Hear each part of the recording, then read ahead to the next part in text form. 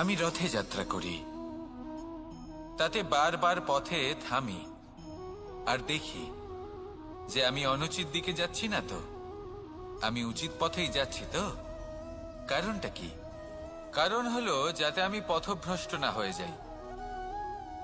জীবনযাত্রাতেও এটাই প্রয়োজন। জীবনযাত্রায় ভোগবিলাসের পথে হারিয়ে যাওয়া খুব সহজ। বারবার থেমে আপনাকে দেখতে হবে, নিজেকে কিছু প্রশ্ন করতে হবে। আমি কি আজ সেই কর্মই করছি যেটা আমি করতে চেয়েছিলাম? আমি কি আজ সেই জীবন যাপন করছি যেমন আমি যাপন করতে চেয়েছিলাম?